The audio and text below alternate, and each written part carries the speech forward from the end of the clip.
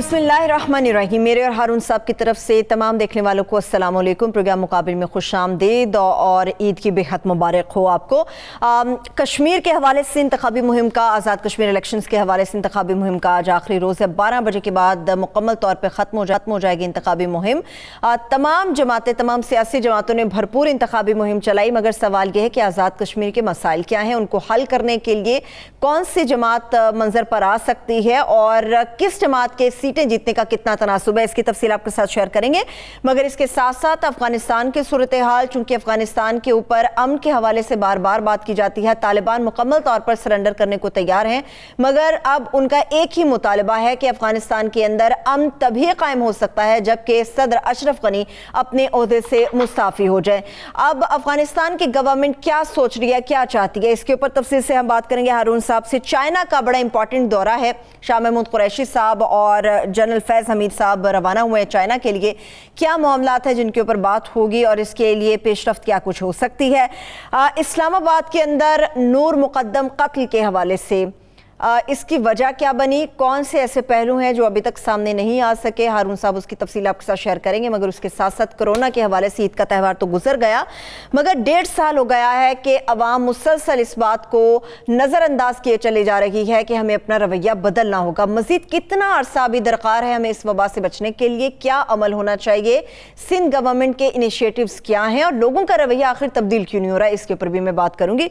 हारून साहब, पहले तो हम कौमी नामे के ऊपर बात कर लेते हैं, क्या चल रहा है आज़ाद कश्मीर इलेक्शंस के हवाले से? ये तो आप दोपहर से देख ही रहे हैं, वो जो रिजल्ट है जी, वो शुरू में तो सिर्फ एक टीवी ने दिया तो डाउटफुल था कि उनकी वेबसाइट पे नहीं आ रहा था। बाद में पता चला कि वो उन्होंने, उनके साहबजादे ने, डॉक्टर जाशिफ गिलानी के साहबजादे ने खुद ट्वीट किया है। फिर वो मैंने मंगवाए भी ट्वीट, सारे देखे भी, वो ठीक है। फिगर्स जो एक चैनल से चल रहे थे वो तो कोई इसमें ताज्जुब खेज़ नहीं है। ताज्जुब इस पे हुआ कि वोटों का फ़र्क ज़्यादा है, यानी 40% ठीक, और 40% पीटीआई के, 12% नॉन लीग के और 9% पीपल्स पार्टी के। सही। तो ये अंदाज़ा नहीं था। अब उसके अवामल पे गौर करें तो समझ में आती है बात। अच्छा, फिर ये लीडरों में ये है 66%, यानी लोग ऐसे भी हैं जिन्होंने एक से ज़्यादा लीडरों को पसंद किया। अच्छा, यानी 66% जो हैं वो इमरान खान और 49% बिलावल। ये बहुत हैरत अंगेज़ है। 48% नवाज शरीफ, 48% शहबाज शरीफ, 47% नवाज शरीफ, 45% मरीम नवाज और बिलावल 49% और 67%। लेकिन वोटों का जो है ना, वो वोट ये नहीं है। अच्छा, वोटों के बारे में एक मुगालता में ना पढ़ें कि 40% वोट है उनके, ये नहीं है उस सर्वे में। तो उसमें कहा कि 40% ये कहते हैं कि पीटीआई जीत जाएगी, जो अच्छा, करीबन वही बात है, मगर 100% वो बात नहीं है। ठीक, क्योंकि इलेक्शन में एक तो ये है ना, क्योंकि पार्टी कितनी उसके जीतने के चांसेस हैं। ये लोग कह रहे हैं कि उनके जीतने के चांसेस हैं। सवाल को, हाँ, 40% लोग ये कहते हैं, 12% कह रहे हैं नून लीग के जीतने के चांसेस, 9% कह रहे हैं पीपल्स पार्टी के जीतने के चांसेस। लेकिन बिरादरियां हैं, उम्मीदवार है। सही। एक उम्मीदवार कैसा है, मसलन ये कि वो अपना फारूक हैदर साहब जाके इलेक्शन लड़ रहे हैं जहाँ से, लीपा से, तो वहाँ से उनके कहा जाता है, अब हमारे पास उस ख़ास हल्के का सर्वे नहीं है, कि वहाँ से उन्हें दुश्वारी का सामना है और वहाँ पीपल्स पार्टी का उम्मीदवार मजबूत है। अच्छा, इसी तरह तनवीर इलियास जाके बाग से इलेक्शन लड़ रहे हैं, हालांकि उनके हक में बैठ गए, उस पर बाद में बात करते हैं, अब्दुर्रशीद तुराबी साहब। लेकिन ये है कि वो तो वहाँ कभी रहे ही नहीं, तो बिरादरी अगरचे उनकी है, लेकिन ये है कि मां पैसों। अच्छा, और पहलू भी हैं, वो मैं बाद में अर्ज करता हूँ। अंदाज़ा ये है कि मेजॉरिटी उनकी हो सकती है। अच्छा, ये सर्वे आज़ाद कश्मीर का है, this is for 33 seats. Ji sir. इसमें जो 12 सीटें, अब 8 तो खैर इनडायरेक्ट हैं, एक खातीन की, एक समंदर पार पाकिस्तानियों की, टेक्नोक्रेट्स की, एक आलम दीन होगा उनमें, और खातीन की हैं कुछ। अच्छा, और 12 सीटें तो जो हैं महाजरीन के लिए हैं, जो कराची से ले गए तो पेशावर तक फैले हुए हैं, ज़्यादातर पंजाब में हैं। सही। अच्छा, उसमें ये कहा जाता है, यानी जो उस इलाके में मैंने सरसरी जायज़ा लिया है, बहुत गहरा तो नहीं, مگر کہا جاتا ہے کہ اس میں دلچسپ بات یہ ہے کہ اٹک سے جو جہلم تک حلقہ ہے اس میں پیپلز پارٹی کے امیدوار چودھری فخر ہے، کوشش کریں گے ان سے بات بھی ہو جائے. صحیح. انہیں بہت اعتراض ہے ہمارے. ارشاد محمود صاحب تو ہمارے ساتھ موجود ہیں. اچھا اب ارشاد محمود صاحب سے ذرا ہولڈ کرائیں، ابھی ان سے بات کرتے ہیں. اچھا اس میں کیا ہوگا، وسطی پنجاب میں کیا ہوگا آپ پریڈکٹ نہیں کر سکتے. کہا جاتا ہے جنرلی کہ 8 میں سے 6 سیٹیں حکومت نکال لے گی کیونکہ ان کی حکومت ہے، لیکن اگر انہیں بہتر تنظیم کی ایفرٹ کی پٹ کی اپنا نون لیگ نے تو وہ ممکن ہے 2 کے بجائے 3 یا 4 سیٹیں لے لیں. اچھا پیپلز پارٹی کا منصوبہ یہ ہے، وہ یہ سمجھتے ہیں کہ ہم تو 15 سیٹیں جیت لیں گے اور نون لیگ کو ملا کے تو ہم حکومت بنا لیں گے، لیکن تلخی بڑی شدید ہے. اچھا اپنا ارشاد محمود صاحب سے بات کریں. جی السلام علیکم ارشاد محمود صاحب، انفارمیشن سے P T I Azad Kashmir. بہت شکریہ سر آپ کے وقت کا. سر آزاد کشمیر کے حوالے سے بتائے گا، ابھی تک جو ہارون صاحب نے بات کی، جو سروس سامنے آ رہے ہیں اس میں پی ٹی آئی کی جیت کا کافی زیادہ امکان ہے. کیا لگ رہا ہے آج انتخابی مہم تو ختم ہو جائے گی، ریزلٹس کیا ہو سکتے ہیں؟ پی ٹی آئی کے حوالے سے بڑی مہم چلائی ہے نون لیگ نے بھی اور پیپلز پارٹی نے بھی. دیکھیے آج مہم ختم ہو جائے گی، لیکن آج عمران خان نے 2 تاریخی جلسے کیے، ایک تراکھل میں اور دوسرا کوٹلی میں. تو دونوں میں لوگوں کی بھرپور شرکت تھی. اس سے پہلے بھی وہ 2-3 جگہ اور بھی گئے ہیں. تو بظاہر ایسا لگ رہا ہے کہ عوام کا جو جوش و خروش ہے، اور پھر اس کے علاوہ اگر آپ چھوٹے لیول پہ جا کے دیکھیں تو ہر روز جو ہے لوگ چوک در چوک پی ٹی آئی میں شامل ہوتے رہے. تو ایک بڑے پیمانے پہ آزاد کشمیر میں پذیرائی ہے. P T I Azad Kashmir کے لیے بالکل نئی جماعت ہے. لوگوں نے مسلم لیگ کو اور پی پی کو اور مسلم کانفرنس کو کافی عرصہ موقع دیا. ان کو بھگتا ہے، وہ ان کو جانتے ہیں، وہ تحریک انصاف کو اس طرح سے نہیں جانتے.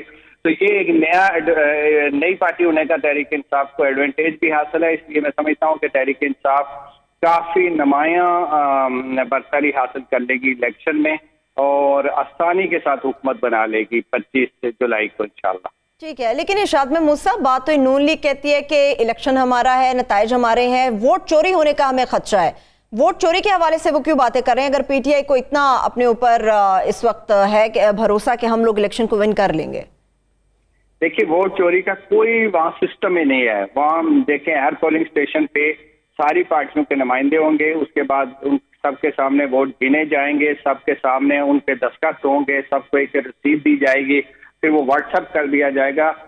فوج وہاں موجود ہوگی، رینجرز وہاں موجود ہوگے، پولیس وہاں موجود ہوگی. پولیٹیکل پارٹیز کا آزاد کشمیر میں بڑا اچھا نیٹ ورک ہے.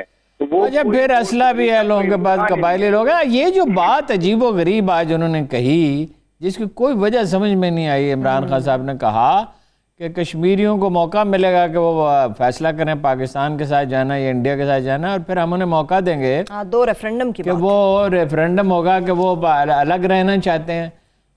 یہ تو آئین میں طے شدہ ہے پاکستان کے آئین میں کہ وہ جس طرح کی ریلیشن شپ رکھنا چاہیں گے وہ رکھیں گے. تو یہ بات بالکل ہی آؤٹ آف بلو انہوں نے کہہ دی، تو اس کا کیا مطلب ہے؟ ہارون صاحب آزاد کشمیر میں کس طرح کے کچھ جذبات پائے بھی جاتے ہیں کہ ہمیں موقع دیا ہے، پاور کیا ہے اور ہمارے اختیارات زیادہ ہونے چاہیے. تو جھارکھنڈ میں کوٹلی میں اور یہ بھی پتہ چلتا ہے کہ پاکستان ایک وسعت کا مظاہرہ کر رہا ہے، کشمیریوں کو سینٹرلٹی دے رہا ہے، ان کی رائے کو زیادہ اہمیت دے رہا ہے. اس کے باوجود کہ اگر وہ جب پاکستان کے ساتھ ایگریڈ کر جائیں گے تو اس کے بعد تو کسی ریفرنڈم کی ضرورت نہیں ہے.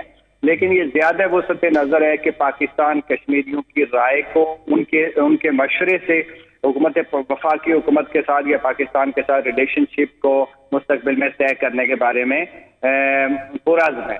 تو یہ چیز ایک طرح سے بہت بڑا ہمارا ایک طبقہ ہے جو زیادہ قوم پرست جو دھارا ہے اس کو بھی اپیل کرتا ہے اور عمومی طور پہ آزاد ہی نہیں بلکہ اچھا بہت شکریہ آپ کا، بڑی نوازش. گزارش یہ ہے جی ہارون صاحب دیکھیے کیا فیکٹر کے حق میں چلے گئے. آزاد کشمیر کی کسی نے بات ہی نہیں، آزادی کشمیر کی کسی نے بات ہی نہیں کی، شہیدوں کو خراج تحسین ہی پیش نہیں کیا. نون لیگ پہ الزام ہے کہ وہ مودی کے ساتھ تعلقات رہے، ان کی نواسی کی شادی میں وہ آئے، وہ جندال سے ملتے رہے، بغیر ویزے کے لوگ آئے، اور وہ کلبھوشن کا کبھی انہوں نے نام لیا. اس کمپین میں بھی انہوں نے محترمہ مریم نواز نے مودی کے خلاف ایک لفظ نہیں کہا.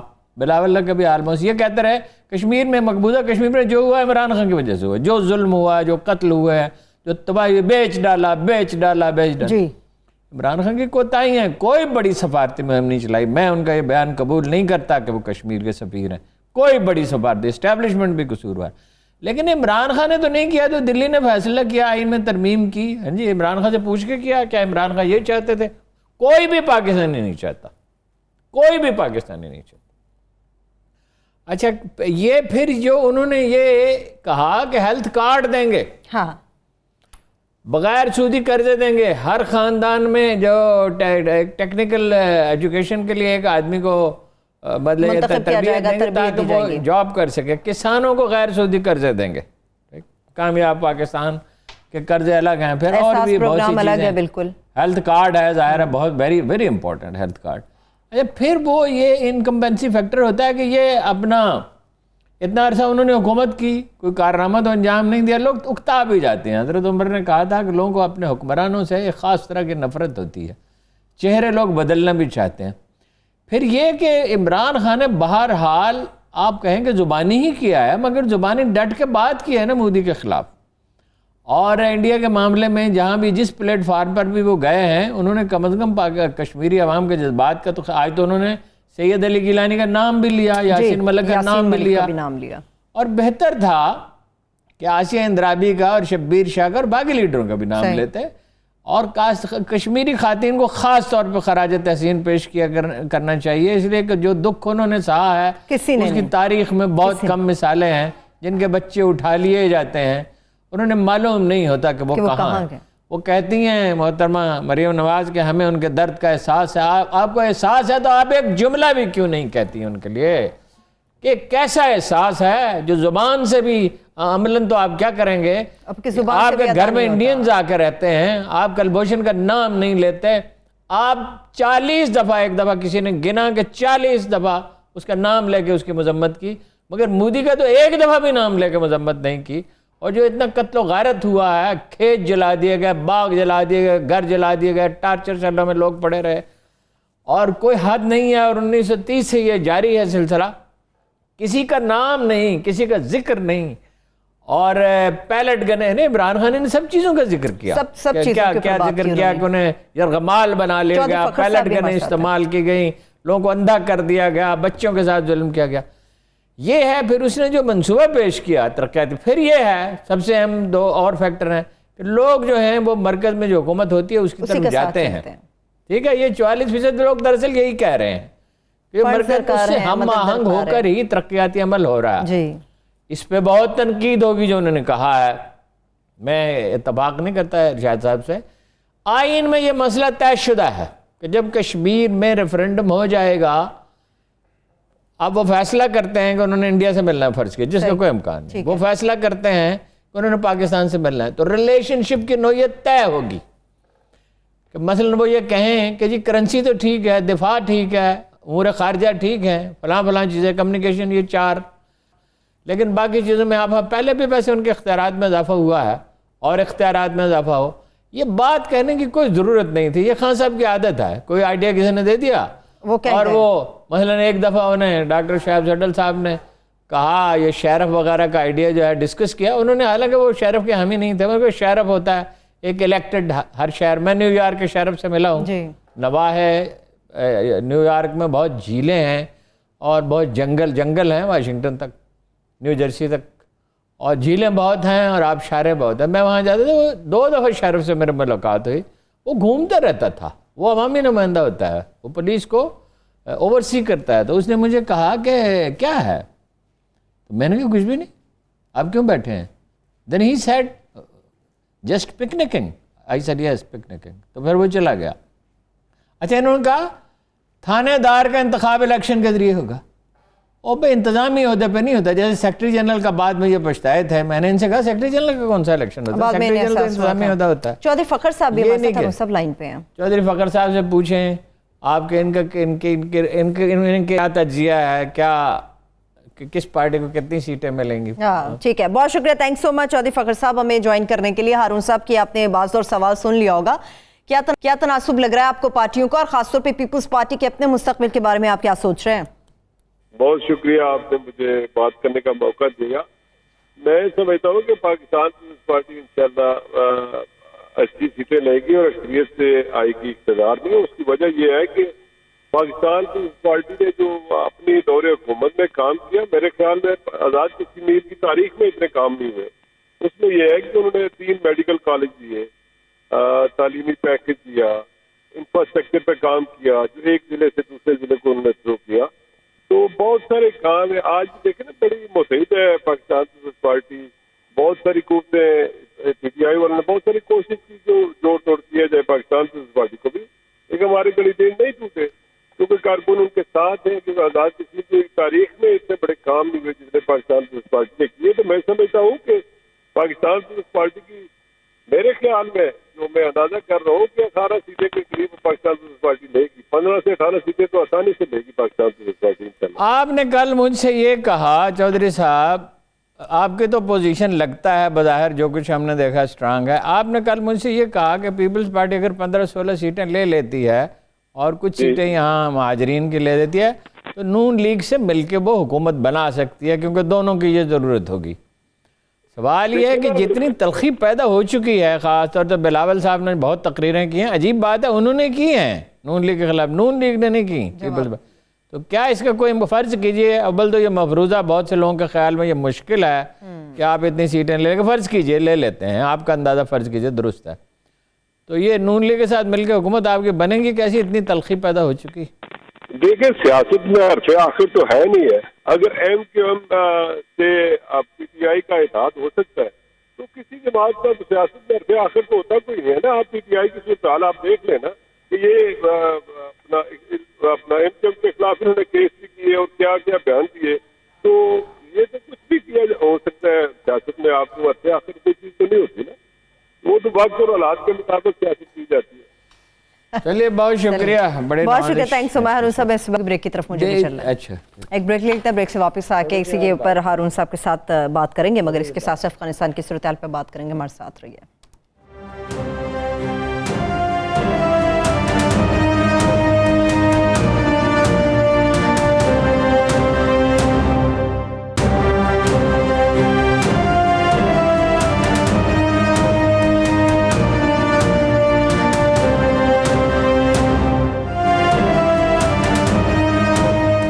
Welcome back. ہارون صاحب، چودھری فخر صاحب سے بھی کچھ دیر پہلے بات ہو رہی تھی، مشترکہ حکومت کی تو بات ابھی بھی کر رہے ہیں. کہتے ہیں حرف آخر تھوڑی نہ بن سکتی گورنمنٹ، کیوں نہیں بن سکتی؟ ہاں ٹھیک ہے، اگر وہ فرض کیجئے اپسیٹ ہو جائے تو اور وہ ضرورت ہوتی ہے، بات ان کی ٹھیک ہے کہ ضرورتاً پھر وہ دونوں مل کے، اس لیے کہ وہ ظاہر ہے پی ٹی آئی کے ساتھ تو کوئی الائنس نہیں کرنا چاہیے گا.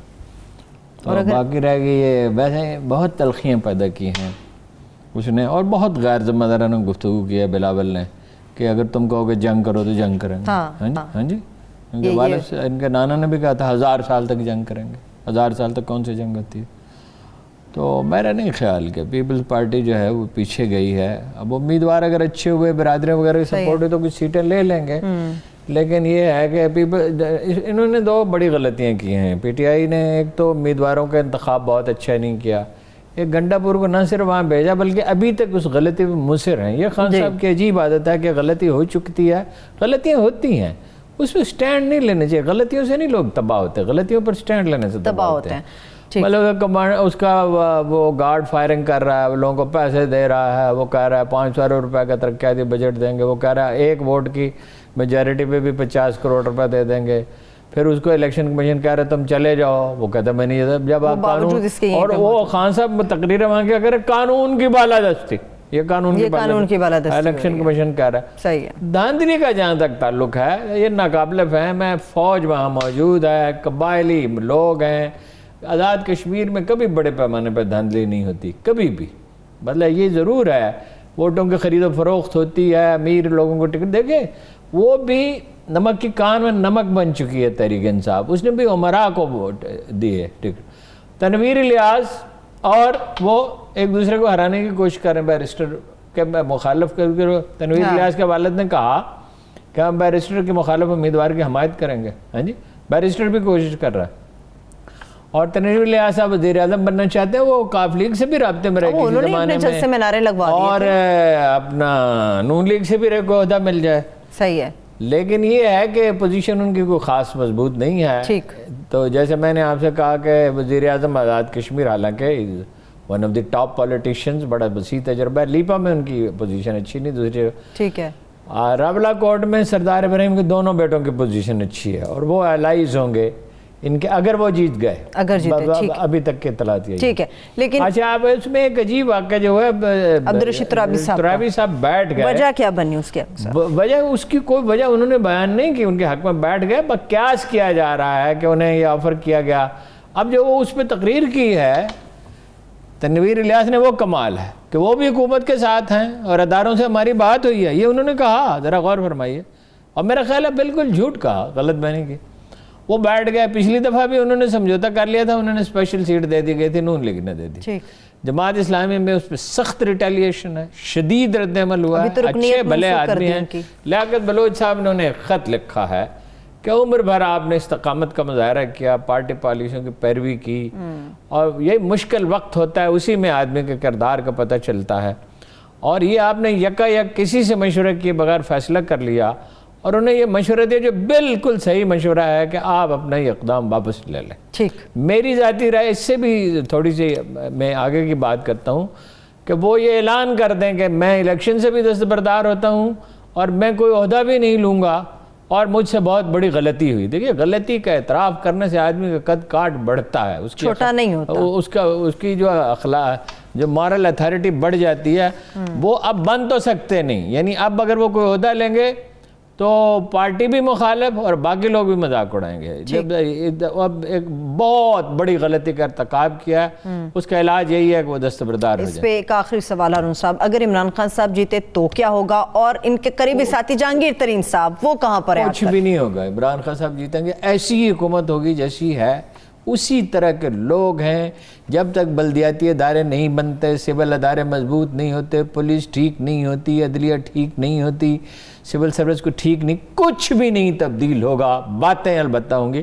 البتہ یہ ہے کہ مودی ان کے ہاں شادی پہ نہیں آئے گا, وہ اس کی تعریف نہیں کریں گے. وہ حریت کانفرنس, اگر وہ انڈیا کے دورے پہ فرض کیجے جاتے ہیں تو حریت کانفرنس کے لیڈروں سے ملنے سے انکار نہیں کریں گے.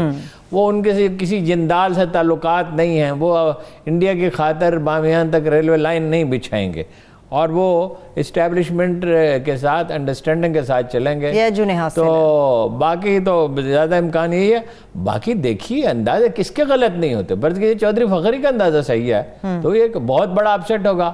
اگر وہ جیتتے ہیں تو ان کی سیاسی پوزیشن مستحکم ہوگی. اگر یہ صرف چودھری فخر کا اندازہ نہیں, میں آپ کو بتاؤں اور بھی بہت سے لوگوں کا اندازہ ہے. اچھا, اگر اپسیٹ ہو گیا تو پولیٹیکلی بہت ڈیمیج ہوگا. اب دوسری طرف 2 اگست کو اجلاس بلا لیا نتھیا گلی میں. کس نے؟ جہانگیر ترین صاحب نے.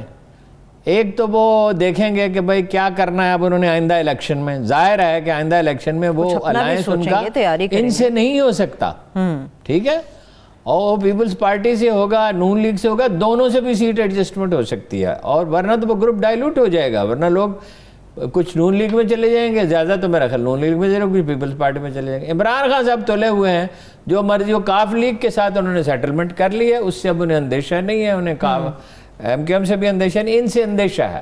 وہ اگر کوئی ایسی سچویشن موو ان کے خلاف ہوئی, وہ اسمبلیاں توڑ دیں گے اور الیکشن کرا لیں گے.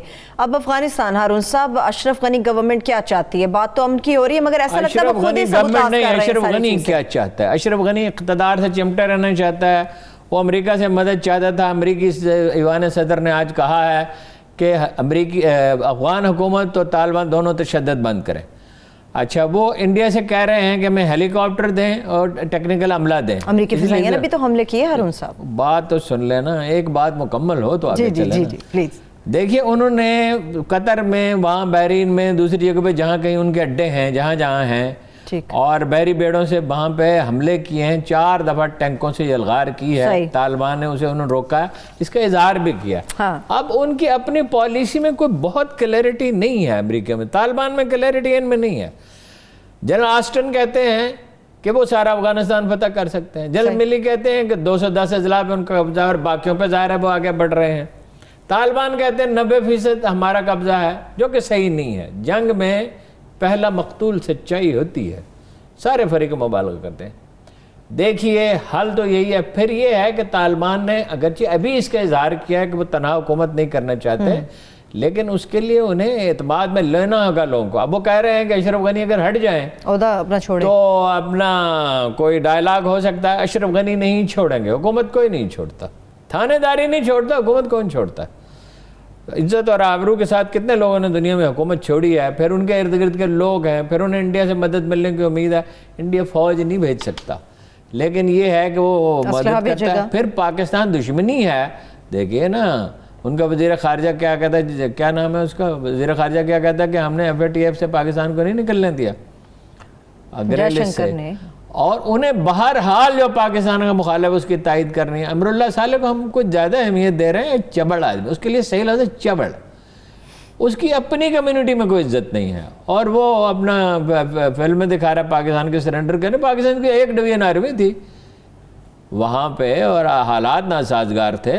تو پاکستان آرمی سے انڈین آرمی کا, تو انڈین آرمی کا کوئی کمپیریزن نہیں جس میں خودکشیاں ہوتی ہیں. مورال ڈاؤن کرنے کی کوششیں, کوئی بھی حکومت جنگ عہد میں جناب رسالت مآب کے ساتھی پیچھے ہٹ گئے تھے, تو وہ جنگوں میں اونچ نیچ ہوتی رہتی ہے, لیکن پاکستان کی آرمی جو ہے وہ دنیا کی بیسٹ آرمیز میں سے ایک ہے, نو ڈاؤٹ. اچھا, وہ ان کا فوجی سربراہ جو ہے وہ انڈیا جا رہا ہے مدد مانگنے کے لیے. انڈیا کوشش کرے گا, طالبان کے ساتھ ان کو کوئی بریک تھرو نہیں ہو سکا. لیکن اس معاملے میں کسی خوش فہمی کی ضرورت نہیں ہے.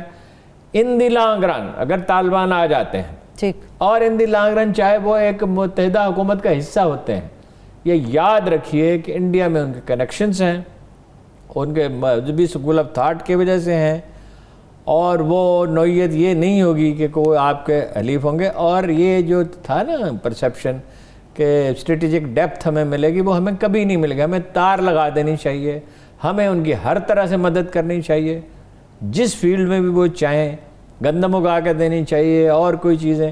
افغانستان کے دیکھیے مسئلے کا حل یہ نہیں ہے جو روسیوں نے اعتراض کیا ہے. یہ جو گروپ بنا پاکستان, ازبکستان, افغانستان اور امریکہ, روسیوں کے اس میں تحفظات ہیں, اس لیے کہ روسی سمجھتے ہیں کہ سینٹرل ایشیا کو ڈی اسٹیبلائز کرنا چاہتا ہے امریکہ. اور چینیوں نے گروپ بنانے کی کوشش کی, انہوں نے اس پہ بھی تحفظات کا اظہار کیا. اچھا, یہ مسئلے کا حل ہے. دیکھیے کیسے ملک تباہ ہو جاتے ہیں جب ان کی کوئی پیداواری صلاحیت رہتی ہی نہیں ہے. اب ان کے بھی مغل سلطنت جو ہے وہ اس وقت تباہ ہوئی جب یورپ کی پیداواری صلاحیت انڈسٹریل ریولوشن کے بعد بہت بڑھ گئی, ورنہ انڈین اکانومی بڑی تھی. اب اس کے ٹوٹ جانے کا بھی خطرہ ہے افغانستان کا کچھ نہ کچھ, اگر یہ مصالحت نہیں ہوتی. مصالحت واحد راستہ, ازبک, تاجک, ہزارہ جات, پشتون 45% وہ ہیں, وہ سب پہ تنہا حکومت نہیں کر سکتے. وہ کوئی سپر پاور نہیں ہے, ان کے پاس کوئی بڑی ٹیکنالوجی نہیں ہے, ان کے پاس کوئی آرگنائزڈ آرمی نہیں ہے, وہ معیشت نہیں چلا سکتے. اس لیے امریکہ کو بھی سگنل دے رہے ہیں, چین کو بھی دے رہے ہیں. تو اس سے بچنے کے لیے ایک راستہ ہے لویا جرگے کا, دوسرا راستہ ہے پاکستان, ایران, ترکی, چین, وسطی ایشیا کی ان کی bordering states, Uzbekistan, Tajikistan, Turkmenistan, روس, یہ مل کے بیٹھیں. ٹھیک ہے, لیکن یہ دنیا میں آسانی سے نہیں ہوتا. پھر طالبان اپنے نعروں کے بھی قیدی ہیں, یہ بڑی مشکل صورتحال ہوتی ہے. ان کے کمانڈروں کی باتیں مانیں گے. اچھا, آپ چلے گئے, ہمارے چین سے ہماری بات چیت بھی ہو رہی ہے, شاہ محمود اسی لیے گئے. چین 2 وجہ سے گئے. ایک تو داسوپی والے واقعے پہ وہ بہت پریشان ہے, اتنا اظہار نہیں کر رہے, لیکن وہ اس سے زیادہ پریشان ہے. بھائی اتنا بڑا پروجیکٹ ہے, اس پہ رابطہ بہت اچھا ہونا چاہیے تھا, انتظامات نہایت عمدہ ہونے چاہیے تھے. اس پہ بہت رنجیدہ ہیں وہ, ظاہر ہے جنرل صاحب ان سے بات کریں گے. پھر یہ جو ازبکستان اور امریکہ کے ساتھ مل کے اور افغانستان کے مل کے ساتھ جو گروپ بنایا ہے, لا یعنی بے مقصد گروپ, یہ کیا ایک دن میں تو نہیں بنا, اس کے پیچھے اچانک تو نہیں ہوتا. ظاہر ہے اس پہ اپنی وضاحت پیش کریں گے, انہیں مطمئن کریں گے. بھائی الائی تو آپ کا چین ہے, defence of defence is concern. Afghanistan میں امن وہ چاہتا ہے, آپ چاہتے ہیں. ایرانی پوزیشن بڑی دلچسپ ہے, ان کے اشرف غنی کے ساتھ تعلقات ہیں, ان کے ہزارہ جات کے ساتھ تعلقات ہیں, ان کے تاجکوں کے ساتھ تعلقات, تاجک تو ہیں ایرانی نسل. اچھا, انہوں نے وہاں کچھ مذاکرات کرائے, ٹھیک ہے, ان کو اعتماد میں ضرور لینا چاہیے. اردوان صاحب بہت جذباتی ہو گئے دوستم کی حمایت میں, اور انہوں نے طالبان سے یہاں تک کہہ دیا بھائی اتنا بڑا لیڈر ہے اور جو بات وہ کر رہا ہے وہ ناقابل فہم ہے, یعنی اتنا پاپولر لیڈر عالم اسلام میں, اور وہ یہ کہہ رہی طالبان یہ علاقے خالی کر دیں. بھائی علاقے طالبان کیوں علاقے خالی کریں گے؟ تو وہ ترکی کو اپنی پالیسی پر نظر ثانی کرنی ہوگی, ورنہ دیکھیں انہوں نے کہا طالبان ہم ترکوں کے ساتھ بات چیت کرنے کے لیے تیار ہیں, لیکن اپنی نیشنل سیکورٹی پہ سمجھوتا نہیں کر سکتے. تو بہت جذبات سے مغلوب ہیں اور دوستم کی سرپرستی کر رہے ہیں. اور کابل ایئرپورٹ وہ ظاہر ہے اگر تنہا ہولڈ کرنا چاہیں گے چاہے امریکہ ان کے پشت پہ ہی ہو تو ذرا مشکل ہو جائے گا. چلے بریک کی طرف چلتے ہیں, بریک سے واپس آئیں گے تو سیاٹ کے بائی الیکشن PP38 کے حوالے سے کچھ ڈیٹیلز آپ کے ساتھ شیئر کریں گے. اسلام آباد سے نور مقدم قتل, یہ وجہ کیا بنی اور کیا معاملہ ہے اصل میں, یہ بھی کچھ چیزیں آپ کے ساتھ شیئر کریں گے. کرونا کی صورتحال پاکستان اور خاص طور پہ سندھ کراچی کے اندر کیا ہے یہ بھی آپ کے ساتھ شیئر کریں گے. ہمارے ساتھ رہیے.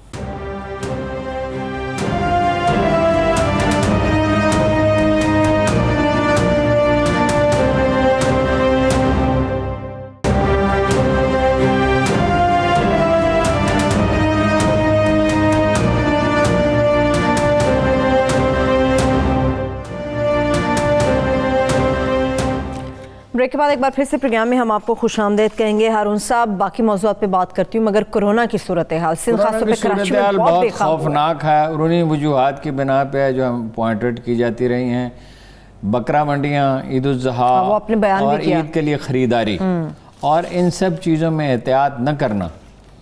اب یہ نوبت یہاں تک پہنچی ہے کہ راولپنڈی میں 30% اور کراچی میں ہے 22%. اچھا, ویکسین تو اب 6 لاکھ لوگوں کو روزانہ لگائی جا رہی ہے لیکن یہ کافی نہیں ہے. پھر اس میں دوسرا بڑا خطرہ یہ ہے کہ یہ زیادہ تر ڈیلٹا ہے اور بلکہ ڈیلٹا پلس ہے. یہ جو وائرس ہوتا ہے جب اس طرح کا آتا ہے یہ 3 سال تک اندازہ یہ رہے گا اور اپنی شکلیں بدلتا رہے گا. اب 15% ایسے لوگوں کو بھی ہو رہی ہے. علی زیدی صاحب کو دوبارہ ہو گیا, اللہ تعالیٰ انہیں صحت دے, کہ وہ اگرچہ وہ اتنا ویکسین اگر لگی ہو تو پھر سمٹمز کم ہوتے ہیں, پھر تکلیف کم ہوتی ہے, صحت یاب ہونے کا امکان زیادہ ہوتا ہے. ویکسین ہی سلوشن ہے اور ماسک سلوشن ہے اور ڈسٹنس سلوشن ہے اور جو اپنا لوشن لگانا ہاتھوں پہ سلوشن ہے. اب 6 لاکھ وہ انہوں نے بتایا اسد عمر صاحب نے, لیکن اسے 10 لاکھ پہ لے جانا چاہیے. اور یہ چونکہ ایک قوم کی بقا کا مسئلہ ہے, اس میں فوج سے مدد لینی چاہیے. پرفارمنس اچھی ہے نو ڈاؤٹ, حکومت کی باقی چیزوں میں اتنی اچھی پرفارمنس رہی, اس میں بڑی محنت کی ہے, ڈیٹا ٹھیک جمع کیا ہے, بر وقت کوشش کی ہے. پھر اب یہ جو سندھ سے دباؤ آ رہا ہے یہ بہت اچھا ہے کہ جی سمی بلاک کر دیں, اور وہاں ہوٹل بھی انہوں نے کہہ رہے ہیں کہ نہیں کھولنے دیں گے, اور میرج ہال بھی, اور دکانیں بھی 8 بجے بند ہوں گی, جس پہ تاجر چلا رہے ہیں. یہ سمجھ نہیں آئی بھائی, ٹیکس آپ لوگ دیتے کوئی نہیں, منافع خوری سے آپ باز نہیں آتے, ملاوٹ سے باز نہیں آتے. ساری دنیا میں دکانیں 5 سے لے کے 7 بجے تک بند ہوتی ہیں. آپ کو کیا اس بات کا حق ہے کہ آپ ساری رات کھلیں؟ اور عید پہ آپ نے کافی سودا سال بیچ لیا. ایک انسانوں کی زندگی سے زیادہ کیا چیز قیمتی ہے؟ اس میں جو ہے ظاہر ہے پرہیزی کی ضرورت ہے سب سے بڑھ کر.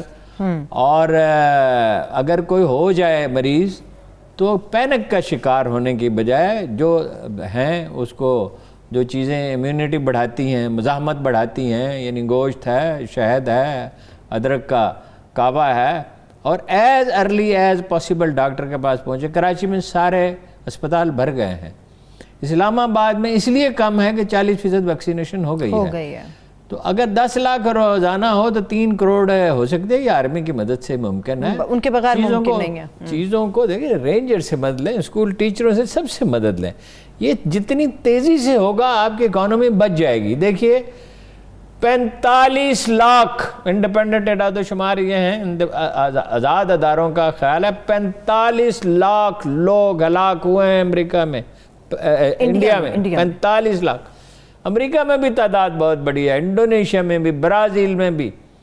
ہم سے 1/3 آبادی ایران کی اور 3 گنا, یعنی دراصل 9 گنا نقصان ہوا, 8-9 گنا ان کا نقصان ہوا. اچھا, برطانیہ میں بڑی تباہی ہوئی, امریکہ میں تو ڈونلڈ ٹرمپ کی وجہ سے بڑی بربادی ہوئی. یہ ایک مشکل وقت ہے جس کو ٹالا جا سکتا ہے. آپ کو ماسک پہننا ہے, ویکسین لگوانی ہے, اور ہر جگہ آپ وہ کہہ رہے ہیں سم بھی بند کریں, جابز بھی بند کریں, ٹریول کرنے کی بھی اجازت نہ دیں. لیکن یہ ہے کہ اس میں سب سے حکمت عملی اچھی یہ ہو سکتی ہے, ہر جگہ کرنے کے بجائے بڑے شہر کراچی, حیدرآباد, سکھر, ملتان, لاہور, فیصل آباد, گجرانوالہ, پنڈی, اسلام آباد میں تو کافی ہوا ہے, پشاور, اور بھی اگر کوئی بڑا شہر ممکن ہے میں بھول گیا ہوں, گجرانوالہ, گجرات, تو وہ اپنا جو ہے جب آپ ان میں کریں گے، اس پہ زیادہ توجہ دیں گے، دیہات میں کم ہے، چھوٹے قصبوں میں ریلیٹیولی کم ہے، بڑے شہروں پہ کر لیں گے تو آپ نے آدھی آبادی کو کر لیا، 40% کو کر لیا. ٹھیک ہے. اچھا شہروں میں دیہات سے لوگ آتے ہیں، تو جب اگر شہر محفوظ ہیں تو دیہات سے آنے والے بھی محفوظ رہیں گے. بالکل صحیح. شہروں سے تو لوگ دیہات میں کم جاتے ہیں. اس پہ کام کرنا چاہیے. اور یہ جو ہماری لاپرواہی ہے، لاؤبالی پن ہے قوم کا، ورنہ ہمیں تو کوئی خطرہ ہی نہیں تھا اگر ہم ماسک پہنتے اور ہاتھ دھوتے اور لوشن لگاتے اور ڈسٹنس کرتے.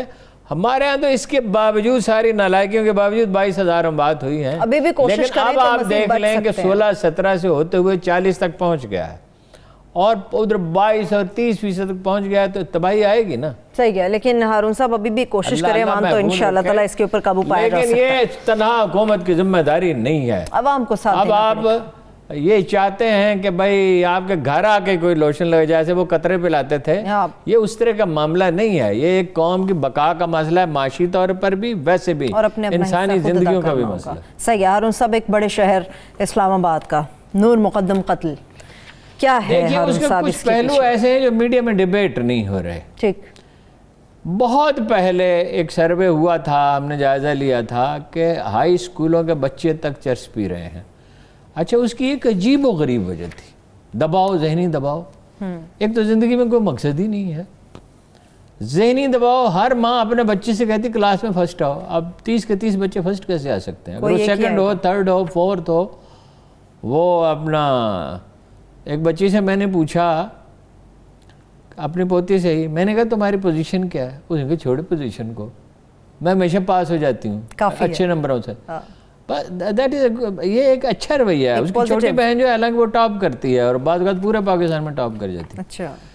گزارے یہ ہے ذہنی دباؤ، زندگی میں کوئی مقصد نہیں، منشیات کا بہت فروغ ہو گیا ہے. تعلقات ہیں، وہ جو محترمہ ایک برطانیہ میں رہتی ہیں، نوبل انعام یافتہ، ہاں جی، جو انہوں نے کہا تعلقات اس طرح کے. اب دیکھیے کہ تعلقات تھے ان کے، اچھے ہوں گے، شریفانہ ہوں گے، ہمارے پاس کچھ معلومات نہیں ہے، مگر ان کے ہاں جانا تعلقات ختم ہو گئے. ان کے ہاں جانے کا کیا مطلب ہے؟ ایک پیٹرن ہے پورے یورپ اور امریکہ میں کہ تعلقات جو ہیں ایک نوجوان کے اور ایک خاتون کے جو ہیں وہ منقطع ہو جاتے ہیں، پھر اسے بہلا پھسلا کے بلایا جاتا ہے اور قتل کے واقعات ہوتے ہیں. امریکہ میں اوسطاً اس طرح کے واقعات جو ہیں کھیتوں میں ناشے تک پھینکنے کے مہینے میں ایک آدھ واقعہ رپورٹ ہوتا ہے امریکن پریس میں. اچھا وہ اب بڑا پیچیدہ معاملہ اس لحاظ سے کہتے ہیں اس کے ہاتھ بندھے ہوئے تھے، کیا اس نے خود بندھوائے، کیا کوئی تیسرا آدمی تھا، کیا کوئی جھگڑا ہوا. اچھا پھر یہ ہے کہ نام نہیں میڈیا لے رہے، نام لینا بھی نہیں چاہیے. ملک کا انتہائی بارسوخ خاندان ہے جس سے لڑکے کا تعلق ہے. لڑکے کا؟ جی ٹھیک. اچھا یہ تو عمران خان صاحب نے نوٹس لیا، آئی بی کو لگایا، آئی جی پہ، اور خود رپورٹ طلب کرتے رہے. لیکن اب بھی لوگوں کو اندیشہ ہے، جیسے کشمالہ تارک نے اپنے صاحبزادے کو بچا لیا تھا، یعنی دیت پہ انہیں راضی کر لیا تھا. اب ایک جان تو چلی گئی. اب وہ خاندان پر رشتہ داروں، دوستوں کے ذریعے ہر طرح سے مثبت منفی دباؤ ڈالا جاتا ہے. ان کے والد تو آج کہہ رہے تھے کہ میں نہیں چھوڑوں گا. بھائی یہ دیت وہ ہوتی ہے جس میں خاندان کا ایک جو مقتول کے وارث ہیں وہ اگری کر لیں، ٹھیک ہے، اور وہ خدا نے راستہ کھلا رکھا ہے کہ ممکن ہے کوئی بہت اچانک اشتعال میں آ گیا یا غلط فہمی سے ہو گیا یا قتل عمد نہیں ہے، اتفاقاً ہو گیا. مطلب یہ ریاست کو اس میں فریق نہیں بننا چاہیے. اچھا ایک عجیب اس کا پہلو ہے، عورتوں کے حقوق کا مسئلہ ہے. ارے بھائی عورتوں کے حقوق کا مسئلہ نہیں ہے. ویسے تو دیکھیے یہ میل ڈومینیٹڈ سوسائٹی ہے، عورتوں کے حقوق زیادہ انہیں ملنے چاہیے، ان کا زیادہ اکرام ہونا چاہیے. مسئلہ یہ اور وجہ سے پیدا ہوتا ہے، اور ان وجوہات میں سے بعض کی طرف میں نے اشارہ کر دیا. جی. اب کیا یہ وجوہات یہاں منطبق ہوتی ہیں؟ یعنی یہ نہیں میں کہہ رہا.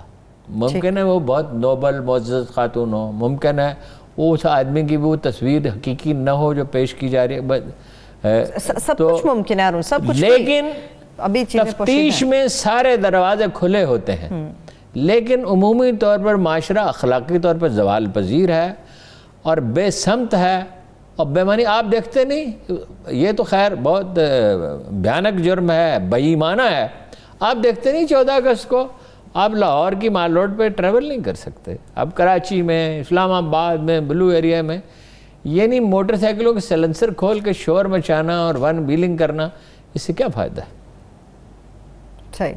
دیکھتے ہیں ارون صاحب جیسے انویسٹیگیشن مکمل ہوگی، لیٹس سی اس کے کیا پہلو سامنے آتے ہیں. میرے پاس لاسٹ 3 منٹس ہیں. سیالکوٹ کا بھی معاملہ ہے اور ایک سیالکوٹ کا معاملہ بہت سادہ ہے. دیکھیے ہمارے جو کورسپونڈنٹ ہیں، جو اچھے سینسیبل آدمی ہیں، وہ تو کہہ رہے ہیں کہ پیش قدمی کر رہا ہے بریار خاندان. ٹھیک ہے. انہوں نے اپنا یونین کونسلوں کے چیئرمین، ممبرز، یہ بارسوخ لوگوں کو گاڑیاں کرائے پہ لے کے دی ہیں اور وہ بے دریغ پیسہ خرچ کر رہے ہیں. سڑکیں انہوں نے بنائی ہیں، ان کی برادری بڑی ہے، چیمبر آف کامرس ان کے ساتھ ہے اور ان کی منصوبہ بندی اچھی ہے. انہوں نے یونین کونسل کی سطح پہ کمیٹیاں بنائی ہیں. دونوں بڑے امیدوار جو ووٹ توڑ سکتے تھے وہ ان کے حق میں بیٹھ گئے ہیں، سعید ملی صاحب بھی اور وہ جو تھے دوسرے آزاد امیدوار جو ایک بار ایم پی اے رہ چکے ہیں، لہذا ان کے چانسز زیادہ. لیکن جب میں غیر جانبدار اخبار نویسوں سے پوچھتا ہوں، وہ کہتے ہیں 30-40 برس سے بریو خاندان جو ہے اس کے مراسم. اچھا انہوں نے یہ کیا کہ اقلیتوں سے بھی رابطہ کیا بریار خاندان نے، کرسچین سے. پھر یہ ہے کہ خاص مکتبہ فکر کے ووٹ محترم فردوس عائشہ کوان کی وجہ سے انہیں مل جائیں گے، مذہبی مکتبہ فکر. ٹھیک ہے. اور وہ مستعفی ہو کر ان میں شریک ہونا چاہتی تھی. یہ واز ویری سیریس، لیکن عمران خان نے روک دیا. اب وہ جو بات ہمیں پہلے کرنی چاہیے تھی شاید، وہ ہے ہمارے محترم عارف نظامی صاحب کا انتقال. واقعہ یہ ہے کہ ان کے انتقال نے عید کے دن کو درد کا دن بنا دیا. عارف نظامی صاحب بدقسمتی سے اخبار نویسوں کے بارے میں لکھا نہیں جاتا، زیادہ بات نہیں ہوتی. آپ کو پتہ ہے بے نظیر حکومت کی برطرفی کی خبر تنہا انہوں نے دی تھی. وہ بہترین تجزیہ لکھنے والے، نیوز انالیسز لکھنے والے بیسٹ آدمی تھے اور ہم نے انہیں اس وقت دریافت کیا جب انہیں نوائے وقت گروپ سے الگ کیا گیا تو درجن بھر اخبار نویس بے روزگاری کا خطرہ لے کر باہر نکل آئے. حالانکہ اپنا روزگار کون خطرے میں ڈالتا ہے؟ اور بڑے مرتب، باخبر اور زندہ آدمی تھے وہ. اور میں انہیں دیکھتا تھا، کبھی لارس گارڈن جاتا تھا وہاں دوڑ لگاتے ہوئے. اب تو عرصے سے طبیعت ان کی ناساز تھی، اللہ تعالیٰ مرحوم کی مغفرت کرے. جرنلزم میں وہ ان لوگوں میں سے ہیں، اسی لیے انہیں وزیر اطلاعات بھی بنایا گیا تھا کہ گریسفل شخصیت کی وجہ سے. ان لوگوں میں سے تھے جو یاد رکھے جائیں گے، جن لوگوں نے ان کے ساتھ کام کیا ہے. مطلب محمد مالک نے لکھا اور کہ ہم نے ان سے بہت سیکھا. ابھی وہ کہہ رہی تھیں محترمہ فردوس عائشہ کوان کے 2 صفحے کی خبر کو 4 سطر میں تبدیل کر دیتے تھے جس میں مفہوم باقی رہتا تھا. بہت باصلاحیت ذمہ دار اخبار نویس تھے اور بس اللہ کے پاس چلے گئے. ان کی مغفرت کے لیے دعا کی جا سکتی ہے، اللہ تعالیٰ ان کے پسماندگان کو صبر دے. بہت غیر معمولی صلاحیت کے اخبار. بہت شکریہ. تھینک یو سو مچ ہارون صاحب. مجھے دیکھنے والے تمام لوگ اجازت دیجیے، اپنا بہت سا خیال رکھیے. خدا حافظ.